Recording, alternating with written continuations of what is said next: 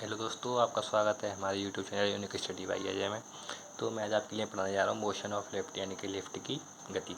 तो मैं आपके लिए इसमें सिंप्लीफाइड तरीके से केसेस पढ़ाऊँगा। ठीक है दोस्तों, तो ये मैं पूरा कॉम्पिटिटिव लेवल पर पढ़ाने जा रहा हूँ। तो इसमें आपके लिए केसेस पढ़ाऊँगा। तो पहली चीज़ मान लेता हूँ जो मुझे माननी है कि ये चीज़ मैं मान रहा हूँ पिंड का वास्तविक भार।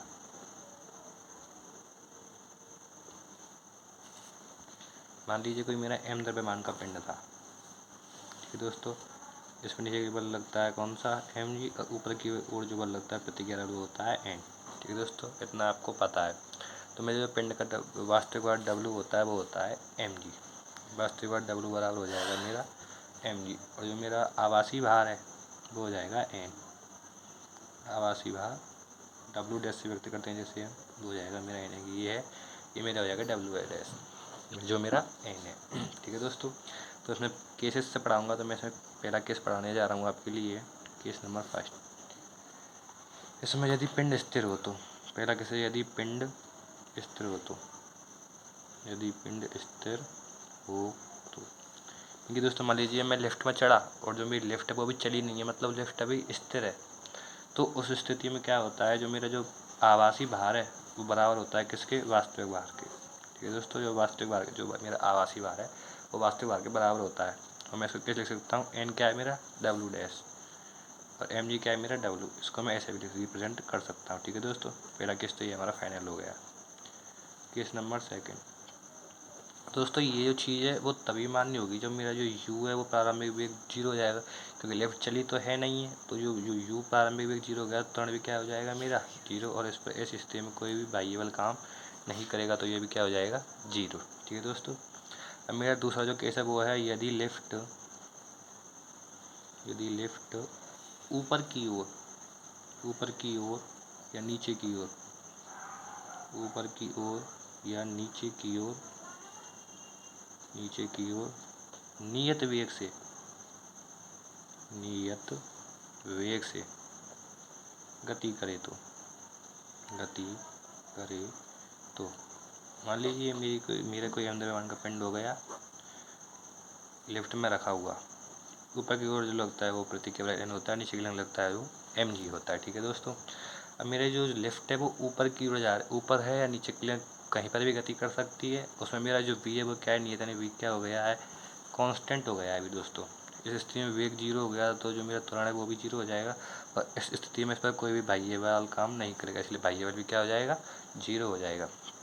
तो रहूँगा तो v बराबर नहीं है, क्योंकि जो वेग है वो क्या है, ये तो इस स्थिति में जो मेरा त्वरण है वो क्या हो जाएगा 0 हो जाएगा। तो जो ये n है वो किसके बराबर हो जाएगा, mg के बराबर हो जाएगा। तो n बराबर mg। ठीक है दोस्तों, अब मैं इसको क्या लिख सकता हूँ, n क्या है मेरा आवासीय भार है, आवासीय भार को व्यक्त कर w डैश से, और mg क्या है मेरा वास्तविक भार w। इसको मैं ऐसे व्यक्त कर सकता हूँ। ठीक है दोस्तों, अब चलते हैं केस नंबर 3 की तरफ। केस नंबर 3 क्या कहता है, यदि जो लिफ्ट है, यदि लिफ्ट की गति के दौरान जो वेग है वो परिवर्तित हो रहा हो, वेग परिवर्तित हो रहा हो,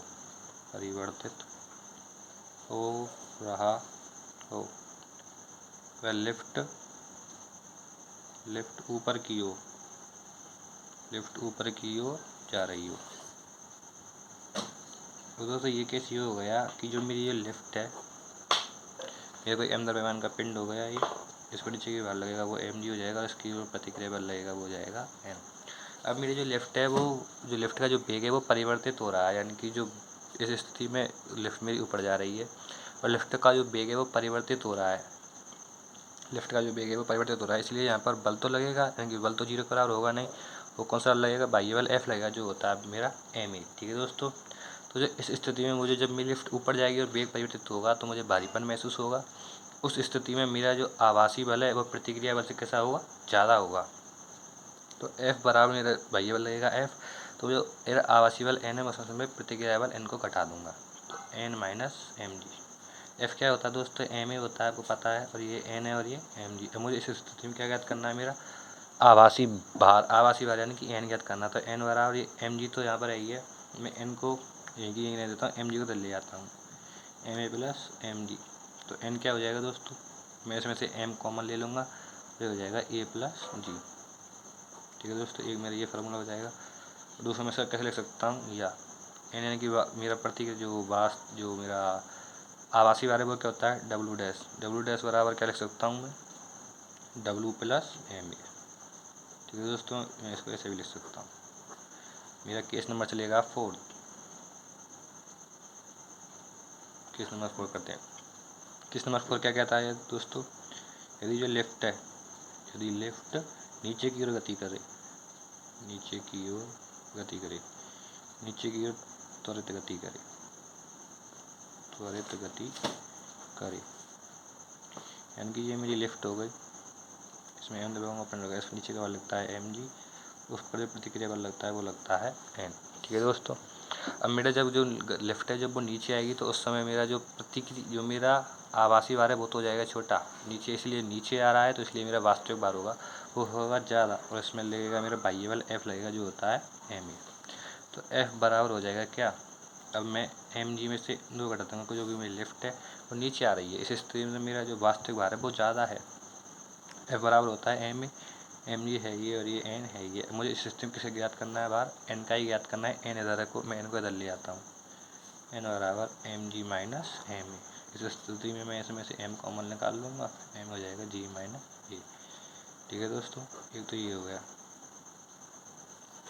अब मैं इसको लिख कह सकता हूँ, एन क्या होता है मेरा, एन होता है मेरा वास्तविक भार, वो आभासी भार, एन मेरा होता है आभासी भार, और इसको ये हो जाएगा एम डब्ल्यू और डब्ल्यू माइनस एम ए। इसको मैं ऐसे भी लिख सकता हूँ दोस्तों। तो इस स्थिति में मुझे क्या महसूस होगा, हल्कापन महसूस होगा लिफ्ट में, जब मेरी लिफ्ट नीचे आएगी, जब लिफ्ट नीचे आएगी जब हल्कापन महसूस होगा दोस्तों।